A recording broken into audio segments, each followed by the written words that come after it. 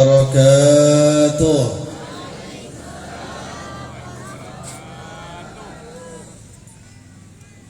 Alhamdulillahi rabbil alamin. Nahmaduhu wa nasta'inuhu wa nastaghfiruhu wa nastahdihi. Wa na'udzu billahi min shururi anfusina wa min sayyiati a'malina. Man yahdihillahu fala mudilla lahu wa man yudlilhu falan tajida lahu waliyyan mursyida. Ashhadu an la ilaha illallah wahdahu la syarika lah, syahadatan tu'ridu biha al-lisan amma tadammanahu al-janan min at-tasdiq biha wal-id'an.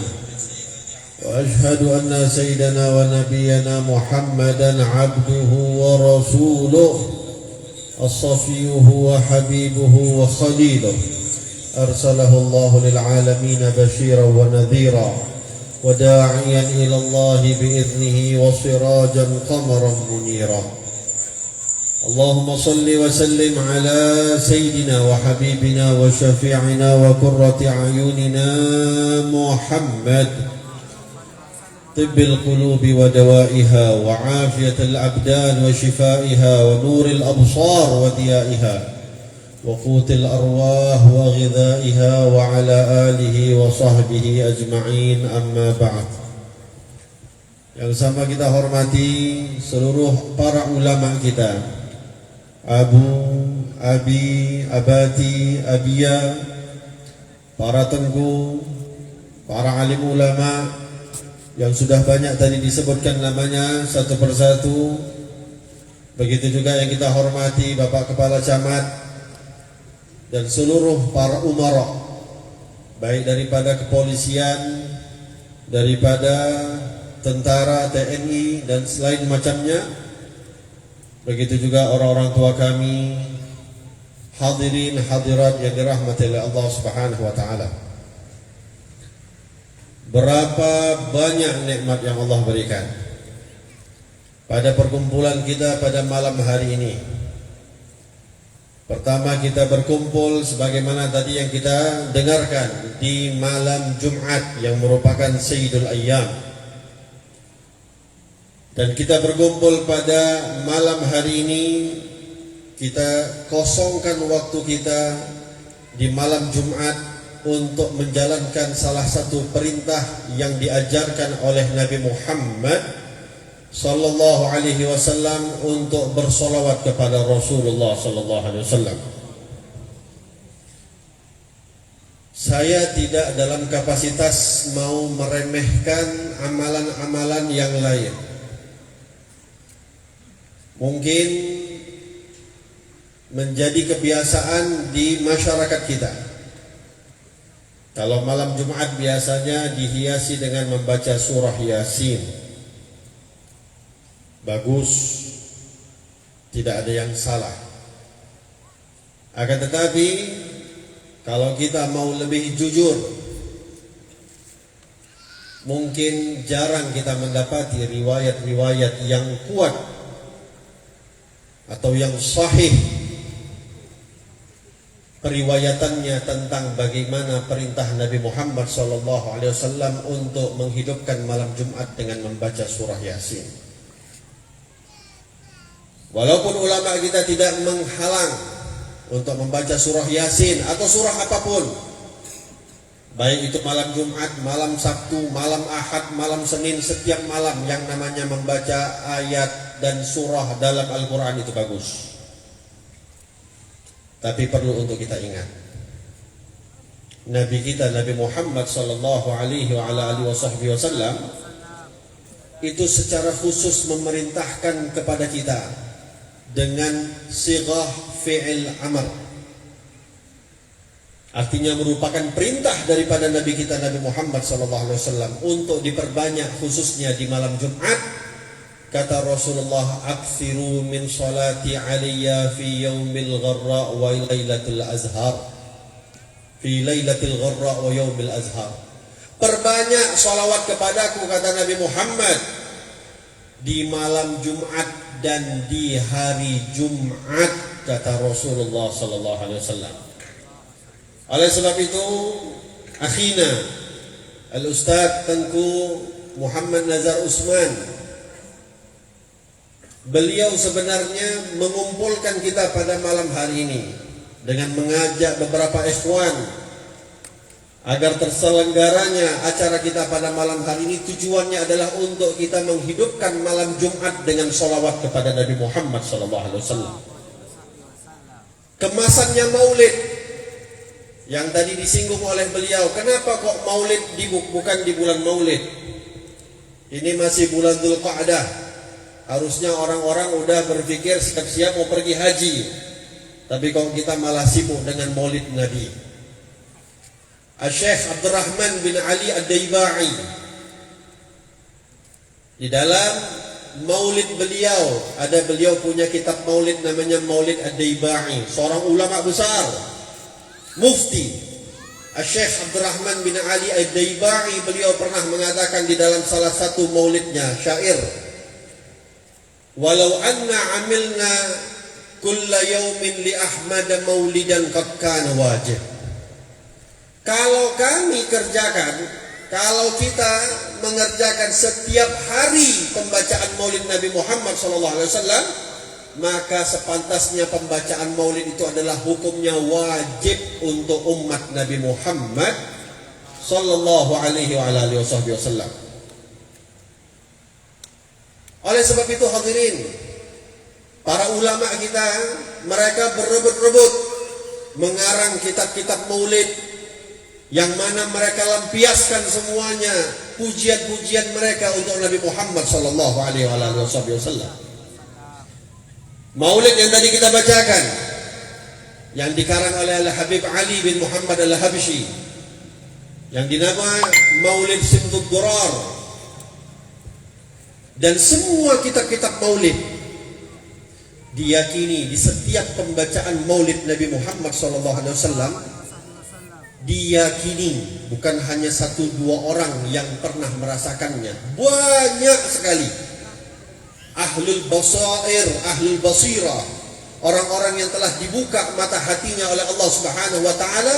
Setiap kali ada perayaan maulid yang dimana di dalamnya dibacakan maulid Nabi Muhammad SAW, baik itu maulid yang biasa di kampung kita, maulid Barzanji, atau maulid Syaraful Anam, atau maulid Simtud Durar, atau maulid Ad-Daibai, atau maulid Diyaul Lami, atau maulid Syarabut Tahur. Banyak lagi kitab-kitab maulid.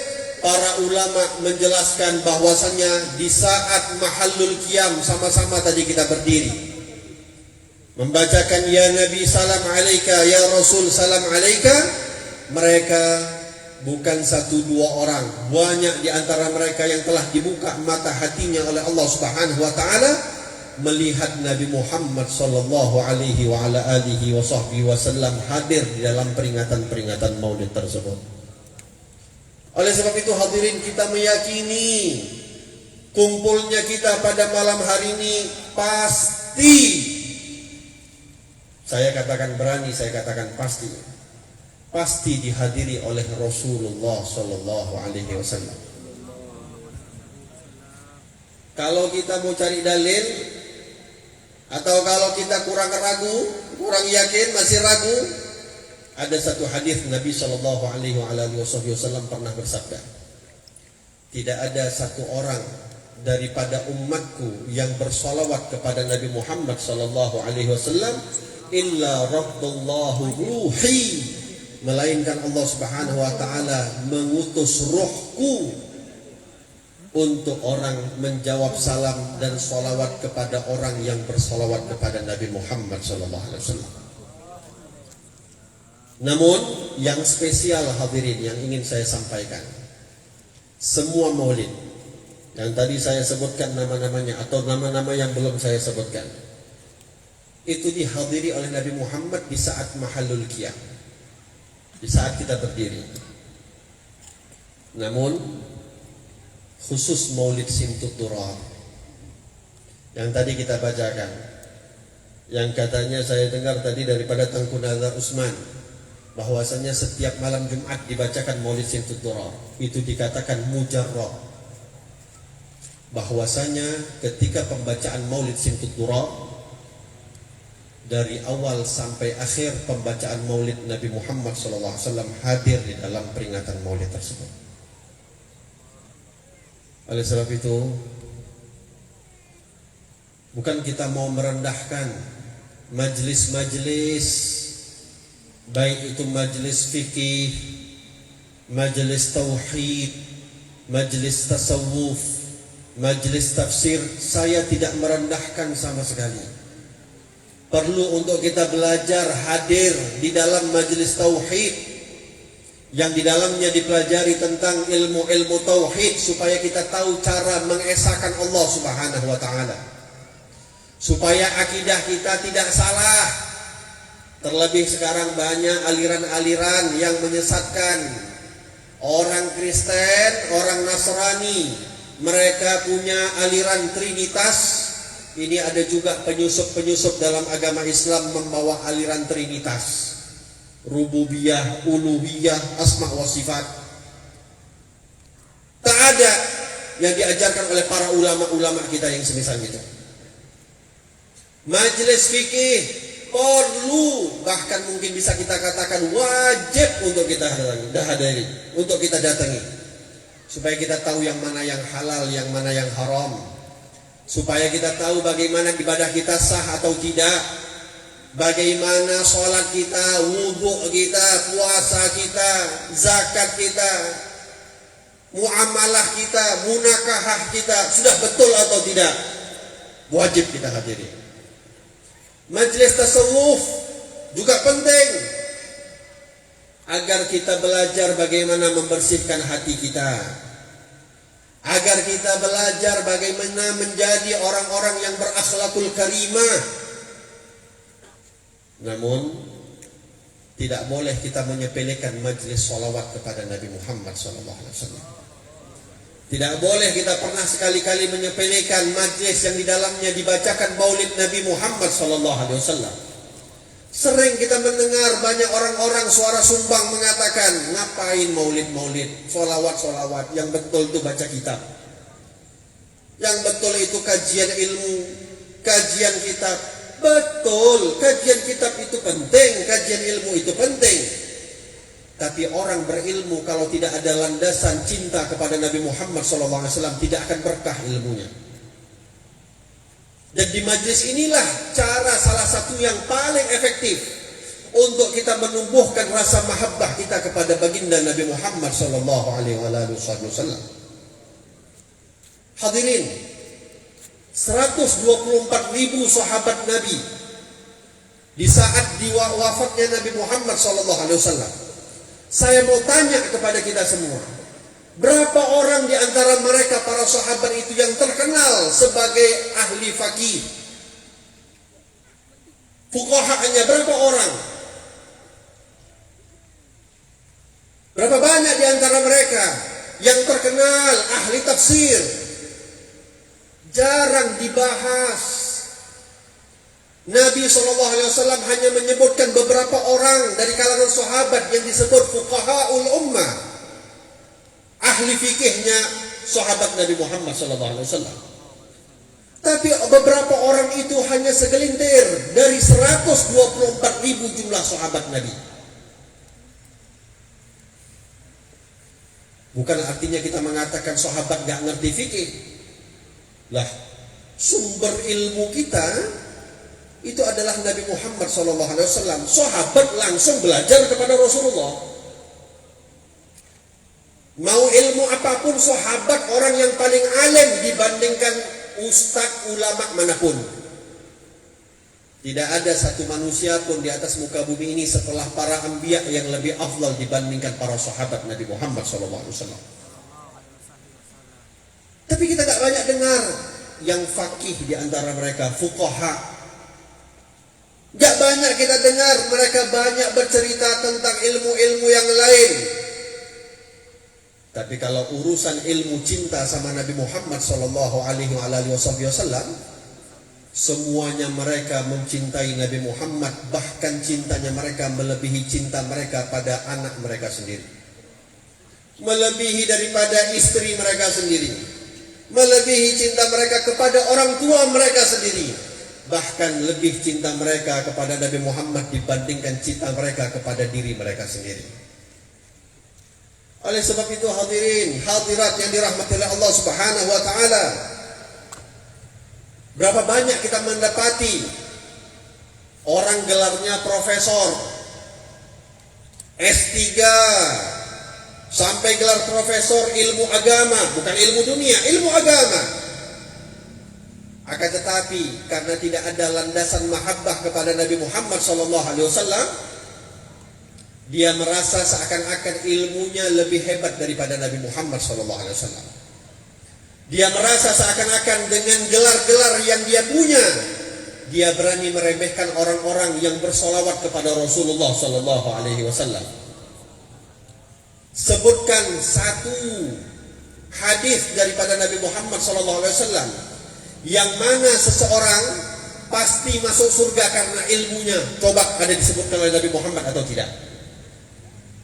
Bahkan Nabi Muhammad SAW sangat menjelaskan kepada kita, menekankan kepada kita, percuma ilmu banyak tapi kalau tidak ada amalnya. Di dalam kitab Sofatus Subhan disebutkan, wa alimun bi ilmihi lam ya'malan mu'adzabun min qabli ubadil wathan. Orang alim punya ilmu tapi enggak diamalkan ilmunya. Apa kata Imam Ibn Ruslan? Itu orang alim nanti di yaumil kiamah duluan diazab oleh Allah Subhanahu wa taala sebelum orang-orang penyembah berhala diazab oleh Allah Subhanahu wa taala. Kita semua tahu tidak ada dosa di atas muka bumi ini yang lebih parah daripada syirik kepada Allah Subhanahu wa taala. Mereka penyembah berhala, orang-orang yang syirik. Tapi orang alim yang tidak beramal dengan ilmunya diazab oleh Allah Subhanahu wa taala sebelum Allah mengazab orang-orang penyembah berhala sekalipun. Untuk apa gelar-gelar tinggi tapi hanya sombong dengan ilmunya, justru malah merendahkan orang-orang yang duduk-duduk semisal kayak kita ini bersolawat kepada Nabi Muhammad SAW. Bukan saya mau meremehkan. Saya yakin mungkin di majelis ini tidak ada profesor yang datang. Kalau profesor agama datang masih wajar. Tapi saya jamin gak ada profesor ahli kimia yang datang di majelis ini. Tidak ada profesor ahli fisika yang datang di majelis ini. Gak ada profesor ahli bisnis yang hadir di majelis ini. Saya jamin gak ada. Mungkin kita yang hadir gak punya gelar apapun. Jangankan profesor, S3 gak ada, S2 gak punya, S1 gak ada. Tapi luar biasa, saya tengok banyak S8, S7, S9, S10, HP Samsung ada di mana-mana. Kenapa ini terjadi?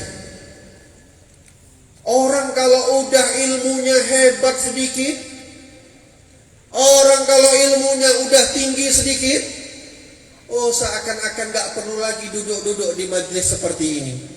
Seakan-akan udah gak perlu lagi sholawat bersama Nabi Muhammad sallallahu alaihi wa ala alihi wasallam. Pak, mau bahas ilmu udah jelas. Tidak ada orang yang lebih berilmu setelah Nabi Muhammad dan para anbiya dibandingkan para sahabat. Tadi sudah kita sebutkan. Mau bahas apa? Orang kaya. Sama juga penyakit kita umat Nabi Muhammad.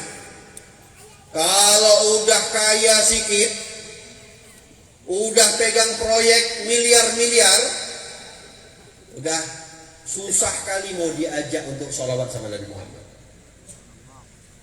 Gengsi, alasan sakit, alasan besok banyak kerjaan, alasan sibuk, alasan banyak urusan.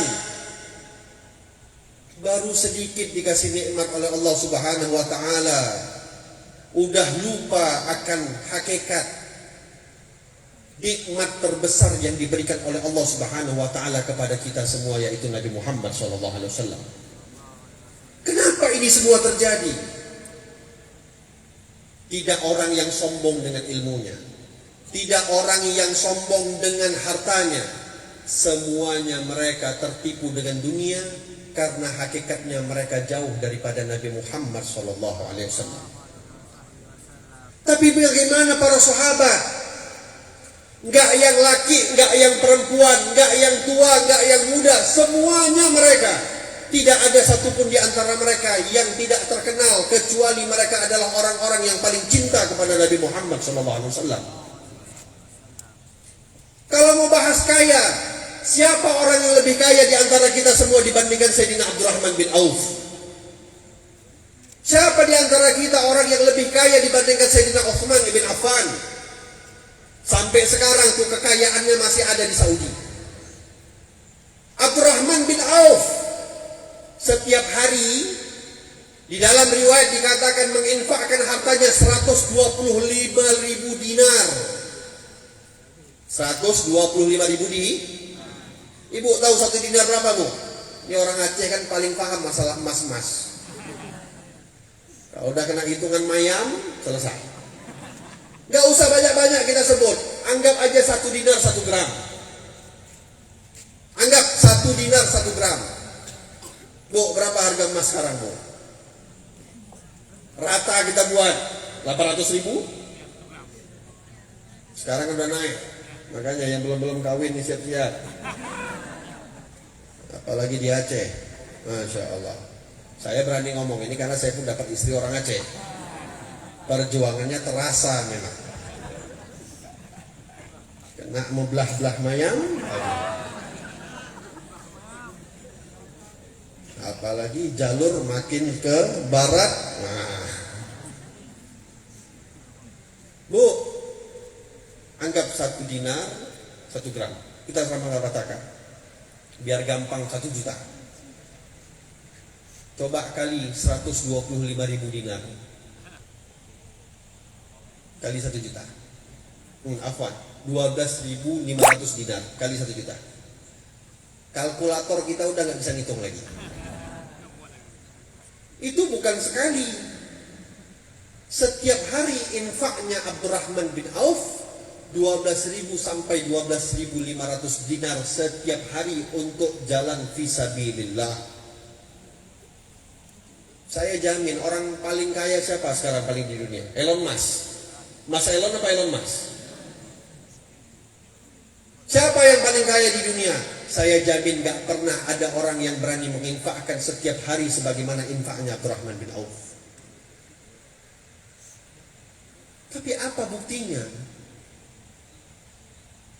Gak dibanggakan kekayaannya, tidak dibanggakan hartanya, karena mereka sadar itu semua adalah amanah daripada Allah Subhanahu wa taala. Kalau gak digunakan yang sebaik-baiknya, itu akan jadi hisab. Bahkan bukan jadi hisab, jadi azab. Tapi ingat, tidak ada satu sahabat yang tidak mencintai Nabi Muhammad SAW. Dan tadi saya katakan, sebutkan satu hadis Nabi yang dapat jaminan orang alim. Kalau dia tidak beramal dengan ilmunya, bisa pasti masuk surga. Tapi kita banyak mendapati hadis Nabi SAW. Orang yang gak banyak ibadah sekalipun, orang yang mungkin ilmunya pas-pasan sekalipun, tapi kalau di dalam hatinya ada rasa cinta kepada Nabi Muhammad SAW, maka kata Nabi SAW, al-mar'u ma'aman ahab. Seseorang akan dibangkitkan bersama dengan orang yang dia cintai. Oleh sebab itu, ibu, yang perempuan di zaman Nabi Muhammad, mereka mengungkapkan secara terang-terangan cinta mereka kepada Rasulullah. Ada satu orang wanita namanya Nusaybah binti Ka'ab al-Ansariyah. Nusaybah namanya. Pernah dengar ibu? Enggak pernah dengar. Kalau Ku Menangis pernah dengar ibu? Indosiar pernah dengar? Nusaybah binti Ka'ab al-Ansariyah ini seorang perawat. Bahasa kerennya nurse, seorang perawat. Pernah dalam satu peperangan, ketika mereka para Nabi Rasulullah dan para sahabat berperang, termasuk Nusaybah ini selalu ikut perang karena membutuhkan perawat. Kalau ada yang terluka di kalangan sahabat, ada yang bisa mengobati mereka. Nusaybah ikut. Tapi perawat bukan sembarang perawat. Biasanya kalau kita perawat bawa kotak P3K. Nusaybah bukan hanya bawa kotak P3K, pedang tetap dibawa di tangannya Nusaybah. Ketika berperang, ada satu orang namanya Ibn Abi Qam'ah. Ini orang kafir, benci kali sama Nabi Muhammad. Benci betul sama Rasulullah. Dia sudah sesumbar mengatakan, mana Muhammad, pokoknya nanti Muhammad kalau jumpa sama aku akan kupenggal kepalanya. Orang-orang kafir yang lain, jangan ada sekali-kali pun di antara kalian yang sentuh Muhammad jatahnya aku nanti. Udah sesumbar nih orang. Nusaybah tahu Ibn Abi Qam'ah ini memang badannya besar minta ampun. Tingginya mungkin kalah tinggi pemain basket. Badannya kalah adirai, besarnya luar biasa. Takut Nusaybah Nabi Muhammad terluka. Gak dipikirnya dia cuma perawat, gak dipikirnya dia seorang perempuan. Ketika nampak Ibn Abi Qam'ah mau mendatangi Nabi Muhammad, Rasulullah masih berada cukup jauh. Nusaybah langsung menghalang Ibn Abi Qam'ah, jangan sampai dia sampai kepada Nabi Muhammad SAW. Lupa dia seorang perempuan, lupa dia seorang perawat. Dikeluarkan pedangnya, dia berperang dengan Ibn Abi Qam'ah sampai terluka. Nusaybah tangannya tertebas. Anaknya Nusaybah juga ikut perang, melihat ibunya udah mulai terluka, disambut oleh anaknya, jangan sampai ibunya terjatuh. Dirangkul, apa kata Nusaybah? Jangan kau pikir aku nak, ibumu sehat, ibumu gak masalah, tapi tolong jaga Nabi Muhammad SAW. Urus Rasulullah, jangan sampai Rasulullah yang kenapa-kenapa. Ini pikirannya sahabat hadirin. Gak mau Nabi Muhammad SAW terluka.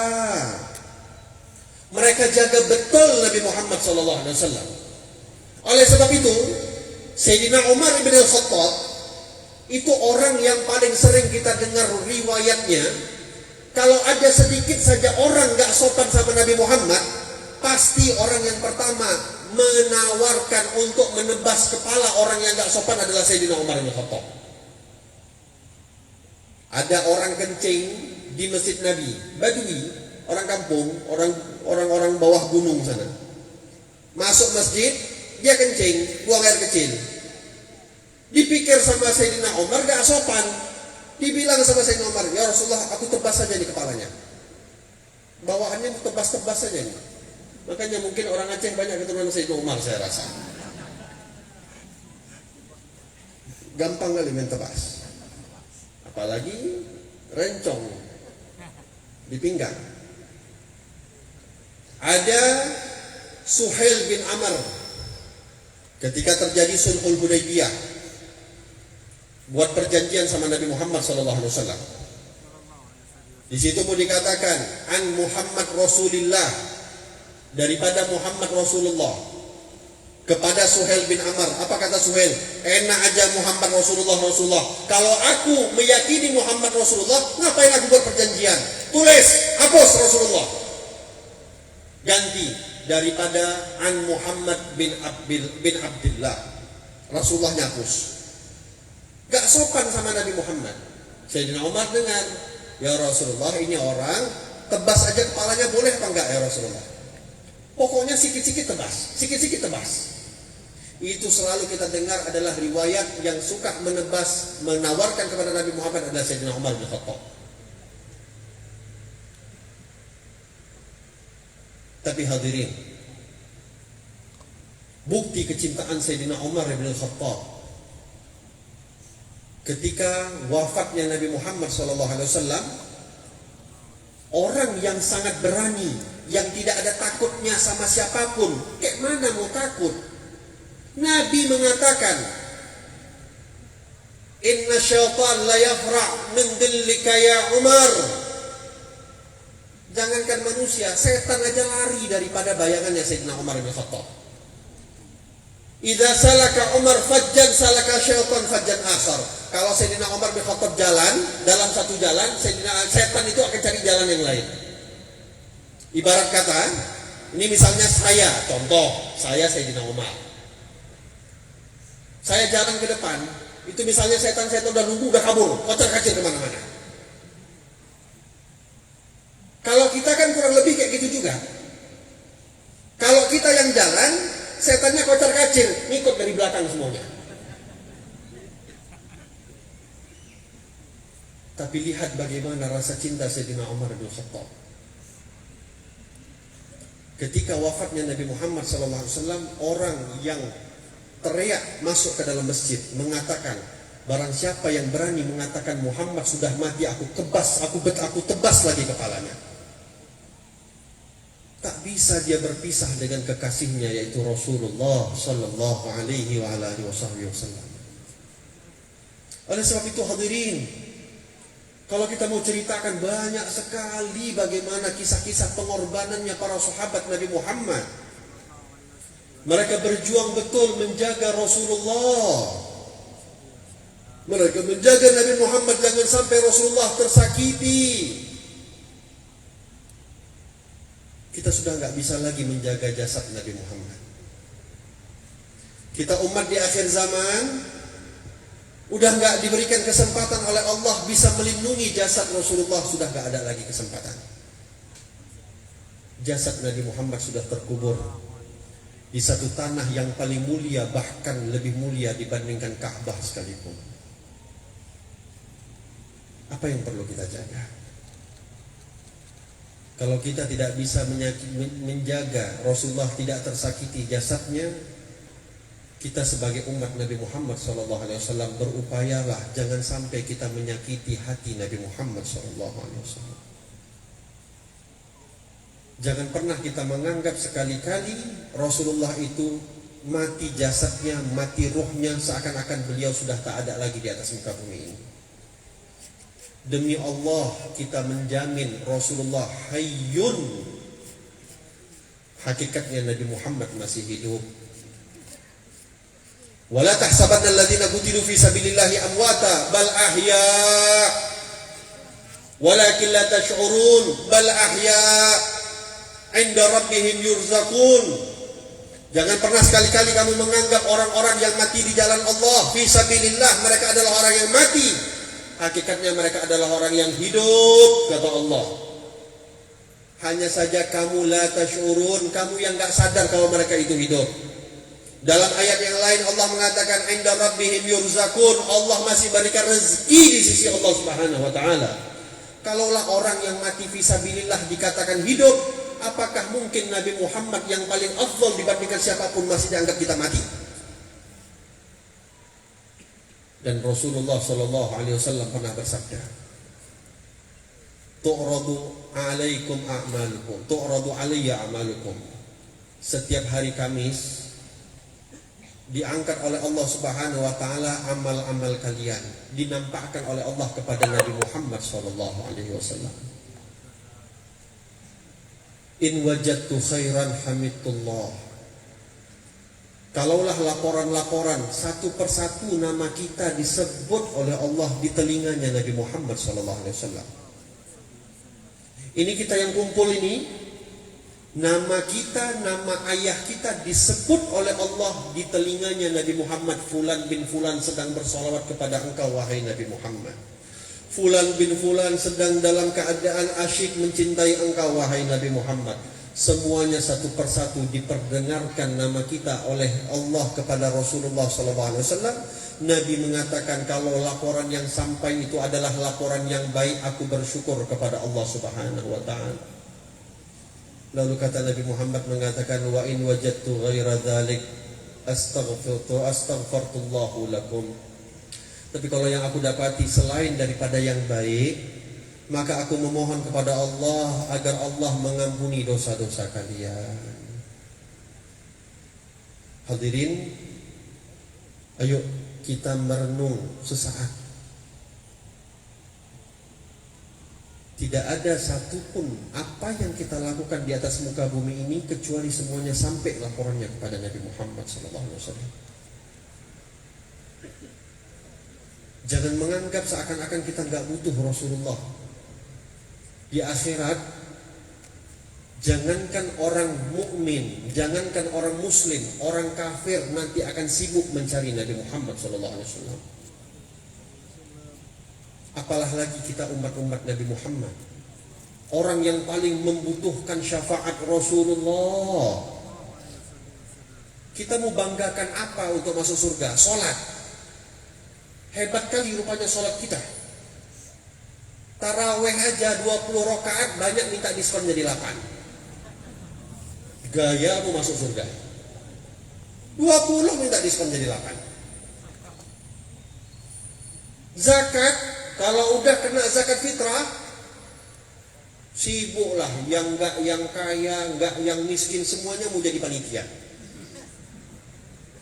Bukannya difikirkan untuk dia keluarkan zakat, malah sibuk pikir jadi panitia supaya bisa terima zakat. Ada atau tidak? Banyak.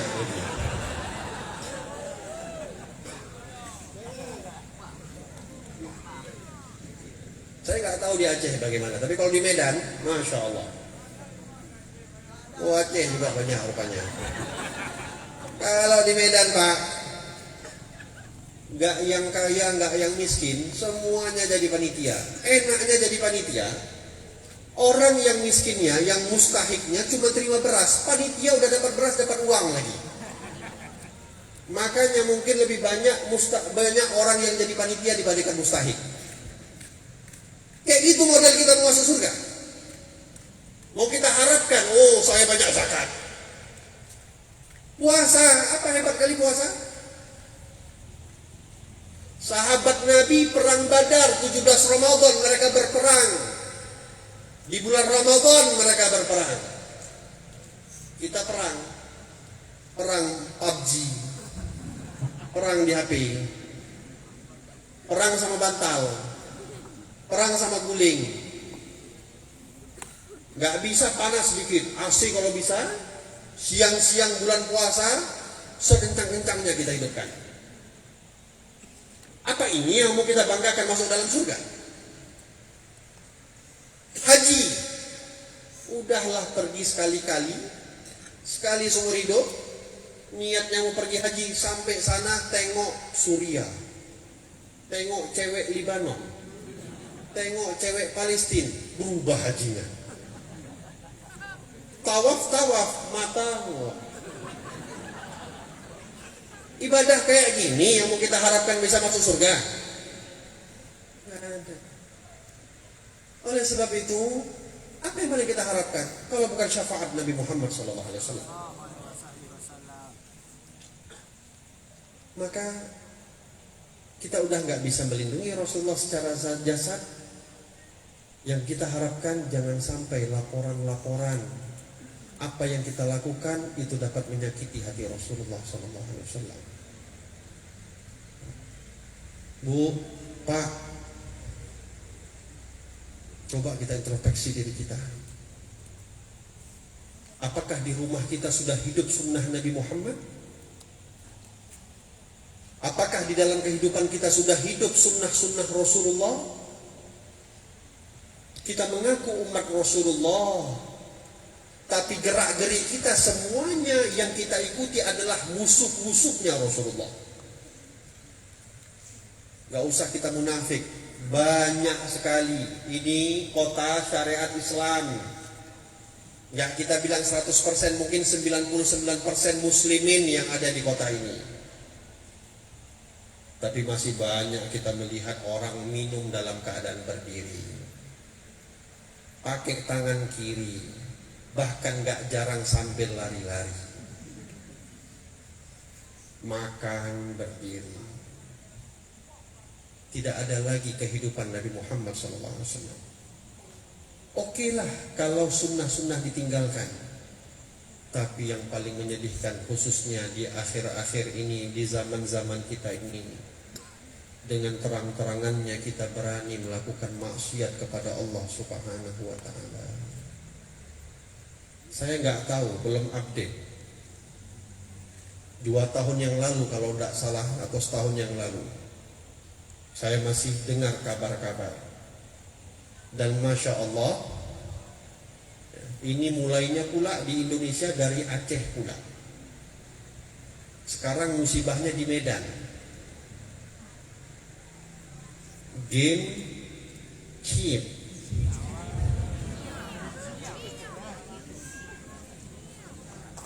Ini saya betul-betul merasa kecewa dengan masyarakat Aceh.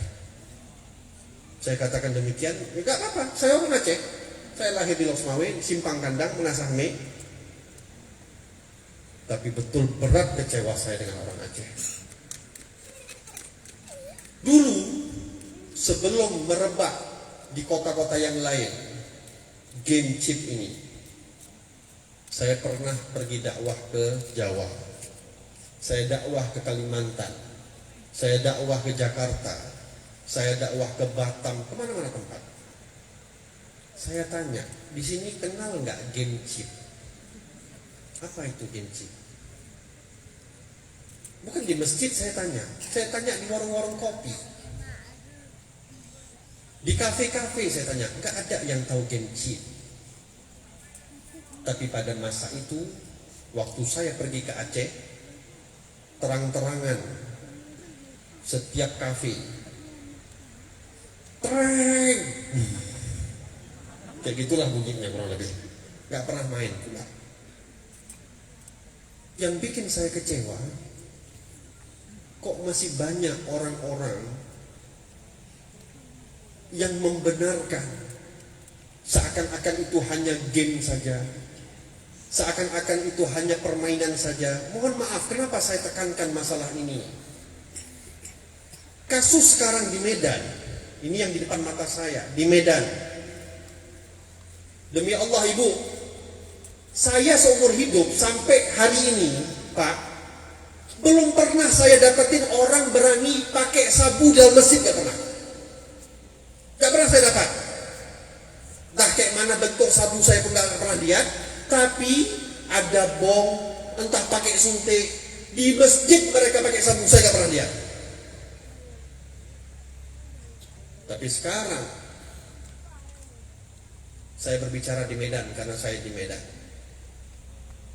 di masjid, di majelis ta'lim. Terkadang lagi peringatan-peringatan maulid semisal ini,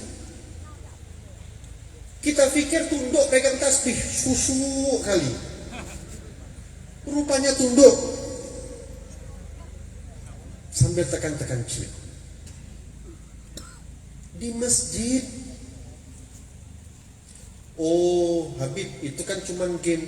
Dari mana letak game? Oke, kalau belum keluarkan uang itu dianggap game. Tapi kalau udah berarti keluarkan uang, mau kita anggap itu game juga? Apa bedanya rupanya HP kita dengan kasino-kasino itu? Coba bayangkan Ibu, kalaulah di rumah-rumah kita sekarang bukannya sunnah Nabi Muhammad yang ada di dalam rumah kita, justru hal yang menyakiti hati Rasulullah SAW. Terus dengan wajah apa kita mau menghadap nanti Nabi Muhammad di yaumil qiyamah? Dengan wajah apa? Dengan muka yang bagaimana kita mau menghadap kepada Rasulullah? Setiap hari Nabi Muhammad mendapatkan laporan, ya Rasulullah, fulan bin fulan main judi di masjid, fulan main judi di majelis taklim, fulan bukannya sholat main judi di rumah. Satu masalah. Masalah kedua sama juga, sabu-sabu. Sekarang lagi masa-masanya orang tua jadi ustaz, orang tua tengku besar, ulama besar, anaknya ulama juga, ulama bandar sabu besar. Mana peran orang tua? Bu, kalau kita mau kawin hanya sekedar punya anak, tanpa kita pikirkan itu adalah amanah yang Allah berikan, maka siap-siap bagus, gak usah kawin sekalian. Saya sering bilang sama ada orang-orang yang datang, Habib doakanlah Habib, saya 5 tahun, 6 tahun belum punya anak. Saya bilang di zaman sekarang bagus kamu gak usah punya anak. Punya anak kamu gak bisa kamu jaga, mungkin itu adalah hikmah yang Allah kasih. Kamu daripada punya anak, daripada anak gak bisa dijaga, akhirnya menyesatkan kamu, merusak kamu, membahayakan kamu di yaumil qiyamah. Anak kalau gak bisa kita jaga, apa kata Allah dalam Al-Quran? Yaumul la yanfa'u malun wala banun illa man atallaha biqalbin salim. Hari gak ada manfaatnya anak, gak punya manfaat. Bahkan nanti di akhirat, yauma yafir'ul mar'u min akhihi wa ummihi wa abihi wa sahibatihi wa bani likulli imri'in yawma idhin sya'nu yughni. Hari nanti di yaumil qiyamah, semua kita akan lari daripada siapa? Saudara kita min akhi wa ummihi wa abi, bapak ibu kita lari daripada mereka. Wa sahibatihi wa bani, pasangan-pasangan kita, anak-anak kita lari kalau bisa gak kenal, awas sana. Kenapa? Kalau kenal membahayakan kita, karena di dunia kita gak jaga. Tadi dikatakan, dipertanyakan oleh Bapak Camat, yang nampak yang tua-tua, mana anak mudanya? Di kafe, di warung kopi. Oh gak apa-apa Habib, saya penting masuk surga sendiri. Anak saya udah capek, saya bilang gak masuk surga, bodoh amat lah situ. Gak bisa. Anak kita akan nuntut di yaumil qiyamah. Al-Imamul Ghazali pernah menceritakan bahwasanya nanti di yaumil qiyamah keadaan kita, ada satu orang tua rajin ibadah, sholat 5 waktu di masjid. Jangankan 5 waktu, ada 10 waktu semuanya di masjid. Puasa, jangankan puasa Ramadan, puasa Nabi Daud dikerjakan. Zakat, sedekah, bagi-bagi uang. Crazy rich sama lana. Apalagi mau ibadah, maksiat gak pernah, pokoknya ibadah full. Ditengok sama malaikat, cantik kali buku amalannya. Sampaikan sama Allah, gimana ya Allah, apa kita buat? Masukkan dia surga dengan rahmatku, kata Allah. Nah, fulan masuk surga, silakan. Mau lewat, jalan. Datang malaikat, next. Orang berikutnya dihisap. Pas ditengok, sholat gak ada, puasa apalagi, sahur sama orang tuanya, siang masuk sikah KFC, sore pura-pura lapar buka puasa lagi sama orang tua. Jangankan zakat, duit aja habis dipakai untuk beli chip di sabu. Ibadah nggak ada, sabu ya, judi ya, zina ya, main perempuan ya, semua maksiat disikat sama dia. Sampai malaikat bilang, ya Allah apa mau dibuat? Allah bilang dengan keadilan Allah, masukkan ke dalam api neraka. Khalas, kata malaikat, fadlol inti jalannya belok kiri sikit, yang tadi lurus inti belok kiri sikit, jangan lurus-lurus sekali. Kata orang ini bilang, ya malaikat, oke, bentar dulu, boleh saya belok kiri, tapi tunggu dulu, itu yang jalan lurus tadi suruh stop sebentar. Loh, kenapa kok disuruh stop? Ya, dia itu bapak saya di dunia. Itu yang kamu suruh jalan lurus tadi, saya suruh belok kiri, dia jalan lurus, yang jalan lurus itu bapak saya di dunia. Loh, kenapa rupanya bapakmu di dunia? Saya gak sholat, saya gak puasa, saya gak ngerti ibadah, saya maksiat terus. Itu karena bapak saya gak pernah peduli bagaimana keadaan sehari-harinya saya. Sibuk dia pergi majelis taklim, sibuk dia pergi ke masjidnya, sibuk dia sama perkumpulan-perkumpulannya. Tapi saya pergi kemana gak pernah ditanya. Saya pergi sama siapa gak pernah ditanya. Saya pulang jam berapa gak pernah ditanya. Saya gak ngerti ilmu agama, itu sebabnya. Di akhirat udah gak bisa bohong-bohong lagi.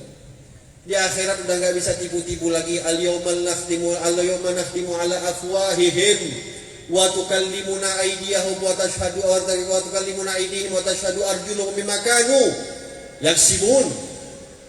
Mulut diam, yang berbicara tangan, kaki, mata, telinga, semuanya berbicara.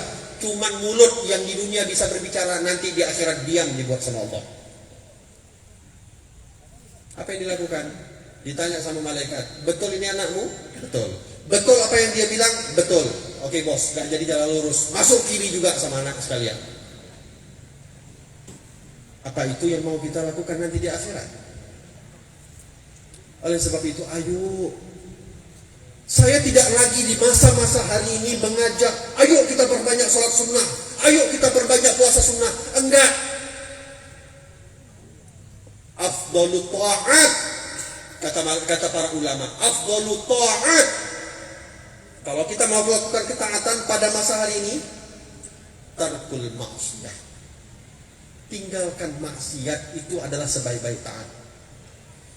Ibu, bapak, kalau tahu anaknya main chip, uang masih dikasih untuk dia beli chip, untuk dia beli kuota, siap-siap, sahamnya sama dosanya di sisi Allah Subhanahu wa taala. Tahu anak kita menyelewengkan waktu dia bersabu-sabu, keluar malam entah kemana, tapi kita tidak melarang mereka. Ingat, sama dosa yang Allah berikan untuk anak kita, sama juga diberikan oleh Allah untuk kita sebagai orang tua. Kullukum ra'in wa kullukum mas'ulun an ra'iyatih. Kamu ini semua adalah pemimpin, dan kamu ini semua adalah akan diminta pertanggungjawaban atas apa yang kamu mimpin nanti di yaumil qiyamah. Maka mudah-mudahan insyaallah, ya, mulai hari ini kita berniat, mulai malam hari ini, selamatkan anak kita. Harta kita, Pak, yang kita jaga mati-matian, begitu kita tutup mata mati, itu semuanya akan diperebutkan oleh orang. Istri kita secantik apapun, makin cantik makin bahaya. Begitu tutup mata kita langsung disenter sama orang. Ibu juga sama, punya bapak. Meninggal ibu, bapak kita itu nanti, suami-suami kita, ya, mungkin, tapi mungkin nggak ada di Samalangan, insya Allah. Pagi meninggal, sore udah pikir kawin sama siapa lagi.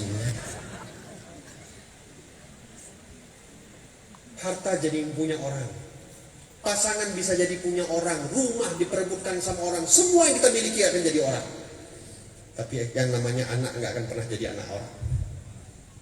Yang namanya anak tidak akan pernah bisa jadi anak orang. Mau kawin sama siapapun suami kita, mau kawin sama siapapun istri kita, tetap namanya anak adalah anak kita, Pak. Gak akan berubah, ibn itu gak akan berubah. Zaid ibn Harithah mau diubah sebagai Zaid bin Muhammad saja gak boleh, apalah lagi kita. Oleh sebab itu, ayo kita introspeksi rumah-rumah kita, hidupkan, ajak majlis-majlis misalnya, ajak, hidupkan sholawat kepada Nabi Muhammad SAW. Apalagi di Aceh, Masya Allah, ulama bertebaran. Di Aceh kita nggak kekurangan para alim, para ulama, bawa. Ini ulama paling banyak, warung kopinya juga paling banyak.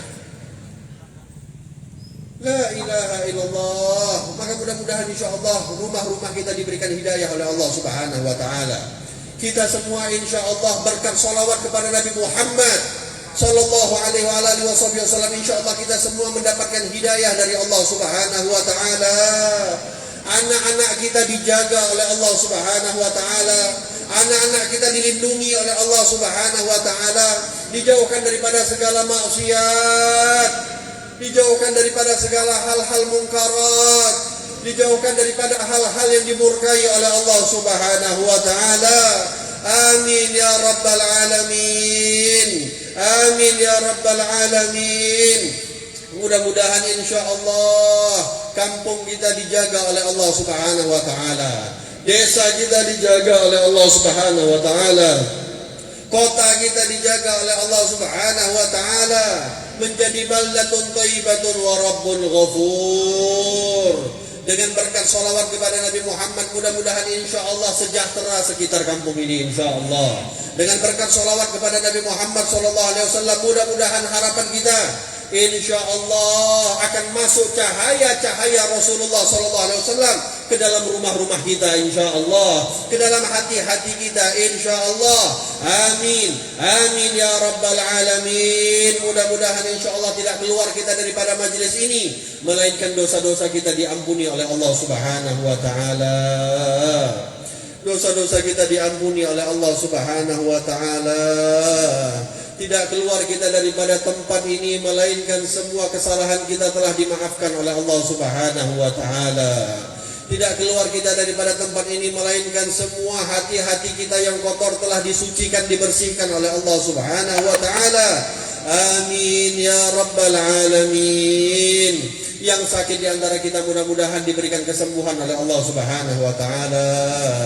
Orang-orang tua kita yang sakit di rumah, kerabat-kerabat kita yang sakit di rumah, mudah-mudahan insya Allah diangkat penyakitnya oleh Allah Subhanahu wa taala. Dan mudah-mudahan insya Allah kita yang senantiasa masih diberikan kesehatan oleh Allah, ditambah lagi kesehatannya oleh Allah Subhanahu wa taala, sehingga semakin kita sehat semakin kuat kita beribadah kepada Allah Subhanahu wa taala. Amin, amin ya rabbal alamin. Yang rezekinya sulit mudah-mudahan dimudahkan oleh Allah Subhanahu wa taala. Hari-hari ini adalah hari-hari yang mungkin punya ujian, yang diberikan ujian oleh Allah kepada kita dengan kesulitan-kesulitan yang sedang Allah berikan. Mudah-mudahan diangkat kesulitannya oleh Allah Subhanahu wa taala. Kita minta kepada Allah Subhanahu wa taala rezeki kita yang jauh didekatkan oleh Allah Subhanahu wa taala. Rezeki kita yang mengharapkan turunnya daripada langit segera diturunkan oleh Allah Subhanahu wa taala. Rezeki kita yang kita mengharapkan timbulnya daripada atas muka bumi ini ditimbulkan oleh Allah Subhanahu wa taala. Rezeki kita yang sulit dimudahkan oleh Allah Subhanahu wa taala. Rezeki kita yang haram, yang selama ini rezeki kita syubhat, dihalalkan dan diberkahi oleh Allah Subhanahu wa taala. Amin, amin ya rabbal alamin. Diangkat oleh Allah segala musibah, diangkat oleh Allah segala bala, diangkat oleh Allah segala bencana, dilindungi kita, dilindungi keluarga kita, dilindungi masyarakat kita oleh Allah Subhanahu wa taala. Amin ya rabbal alamin. Ditanamkan di dalam hati kita rasa mahabbah kepada baginda Nabi Muhammad. Ditanamkan setiap hari bertambah rasa cinta kita kepada Nabi Muhammad sallallahu alaihi wasallam, dan nanti kita mati dalam keadaan membawa cinta kepada Rasulullah. Dengan cinta itu yang kita harapkan kita dikumpulkan nanti di yaumil qiyamah bersama Sayyiduna Muhammad. Ya Allah, ya Allah, ya Allah. Jangan engkau sakiti hati Nabi Muhammad dengan perbuatan kami, ya Allah. Jangan engkau laporkan hal-hal yang buruk daripada kami kepada kekasih kami Nabi Muhammad, ya Allah.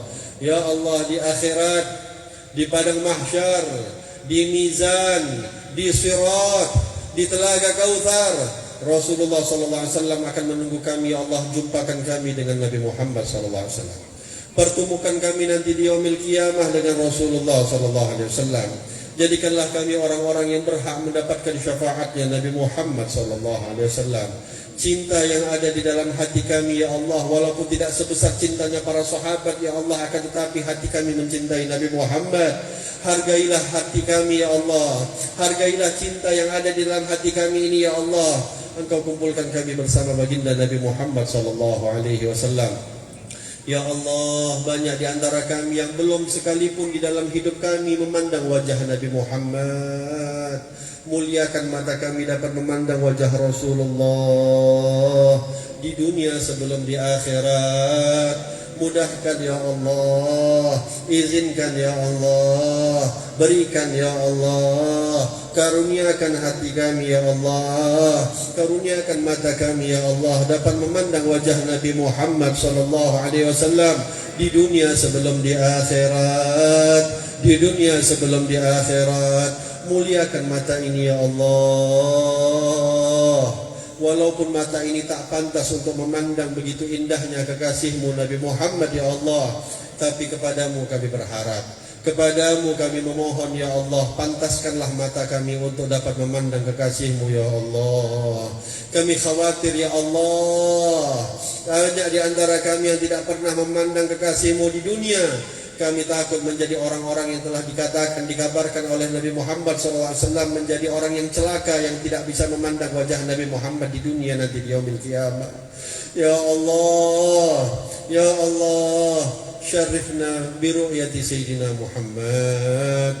Muliakan diri ini untuk bisa memandang Nabi Muhammad SAW, sehingga nanti di akhirat kami mendapatkan syafaatnya Rasulullah SAW.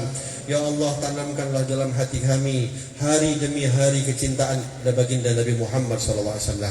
Tanamkan di dalam lisan kami agar mudah lisan kami bersalawat kepada Nabi Muhammad SAW. Semakin banyak salawat kami, semakin dekat kami bersama Nabi Muhammad nanti di yaumil qiyamah ya Allah. Berikan hidayah kepada kami ya Allah, berikan hidayah kepada kami ya Allah, tambahkan hidayahmu kepada kami ya Allah. Ya Allah, harapan kami ya Allah yang paling terbesar ya Allah, matikan kami dalam keadaan husnul khatimah, matikan kami dalam keadaan husnul khatimah, matikan kami dalam keadaan husnul khatimah. Jangan engkau cabut nyawa kami dalam keadaan kami sedang bermaksiat ya Allah. Jangan engkau cabut nyawa kami dalam keadaan kami sedang berbuat dosa kepadamu ya Allah. Banyak di antara kami yang menginginkan mati dalam keadaan sujud ya Allah, kabulkan doa kami ya Allah. Banyak di antara kami yang menginginkan mati dalam keadaan sedang berpuasa, kabulkan doa kami ya Allah. Banyak di antara kami yang ingin mati di depan Ka'bah Baitullah, kabulkan doa kami ya Allah. Jangan engkau sekali-kali mencabut nyawa kami dalam keadaan sedang kami bermaksiat kepadamu ya Allah. Jangan sekali-kali engkau cabut nyawa kami dalam keadaan kami sedang berbuat kemungkaran kepadamu ya Allah. Ya Allah, ya Allah, ya Allah. Sebagaimana engkau kumpulkan kami pada malam hari ini, kumpulkan kami nanti di yaumil qiyamah ya Allah, di surgamu ya Allah, di surgamu ya Allah. Kami tak berharap pada malam hari ini kami berkumpul, tapi nanti engkau pisahkan kami di akhiratmu ya Allah. Ya Allah, engkau yang menggerakkan kami, engkau yang mengumpulkan kami pada malam hari ini ya Allah. Engkau juga yang maha mampu untuk mengumpulkan kami nanti di surgamu ya Allah. Kumpulkan kami bersama anak-anak kami ya Allah. Kumpulkan kami di surgamu bersama pasangan kami ya Allah. Kumpulkan kami di surgamu bersama orang-orang tua kami ya Allah. Kumpulkan kami bersama orang-orang yang mengajarkan kami ya Allah, kepada bersama para ulama-ulama kami ya Allah. Ya Allah, tak terbayang ke hati kami ya Allah apabila ada salah satu anggota keluarga kami yang masuk ke dalam surga dan salah satunya masuk ke dalam api neraka-Mu ya Allah. Bagaimana penyesalan kami, bagaimana sedihnya hati kami, bagaimana sakitnya hati kami ya Allah.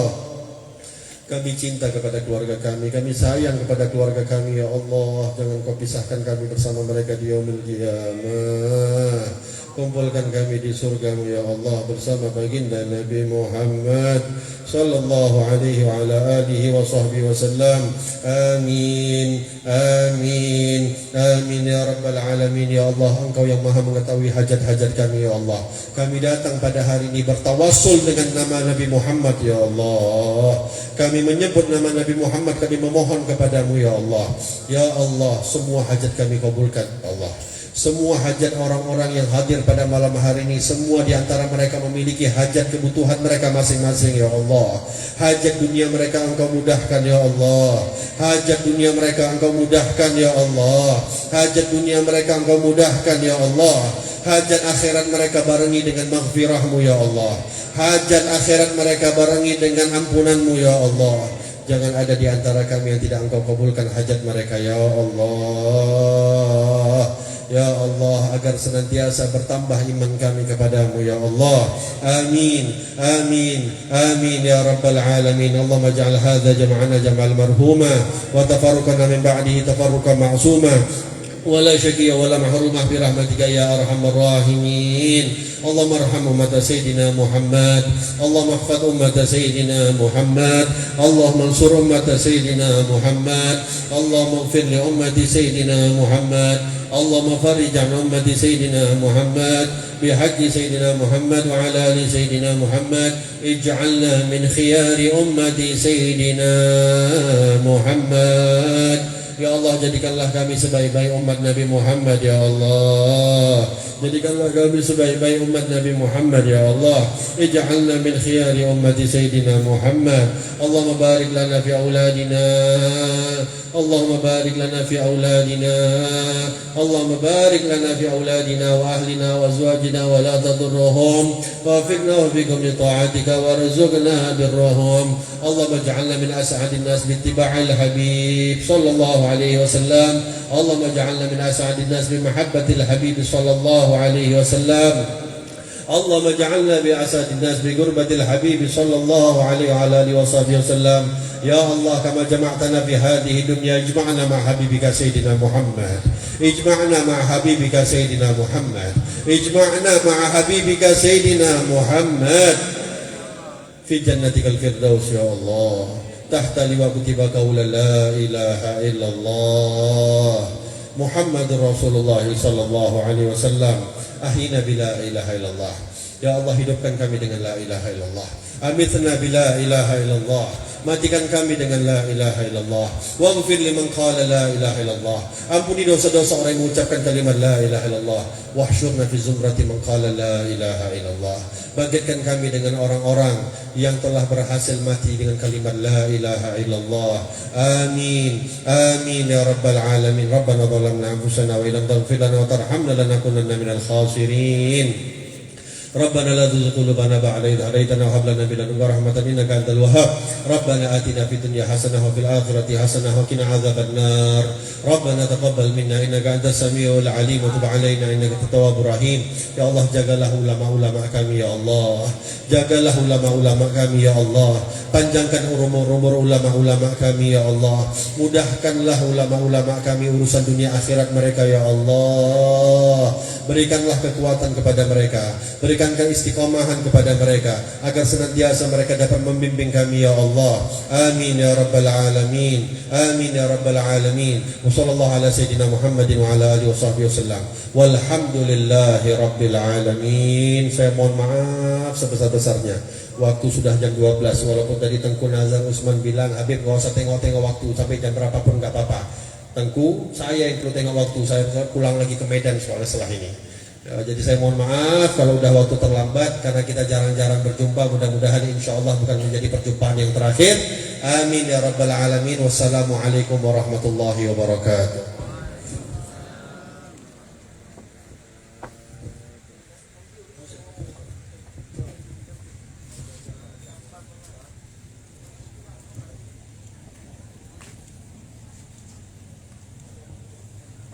أعوذ بالله من الشيطان الرجيم. بسم الله الرحمن الرحيم. الحمد لله رب العالمين والصلاة والسلام على سيدنا محمد وعلى آله وصحبه أجمعين. ولما نظم الفكر من دلائل الأوصاف محمدية أخونا توجهت إلى الله متوسلا بسيدي وحبيبي محمد صلى الله عليه وسلم أن يجعل سعي فيه مشكورا وفعلي فيه محمودا وأن يكتب عملي في الأعمال المقبولة وتوجهي بتوجهات الخالصة الوصلات الموصولة. اللهم يا من إليه تتوجه الآمال فتعوض غافرة وعلى باب عزته تحط الرحال فتغشاها منه الفيوضات الغامرة. نتوجه إليك بأشرف الوسائل لديك سيد المرسلين عبدك الصادق الأمين سيدنا محمد الذي عمت رسالته العالمين.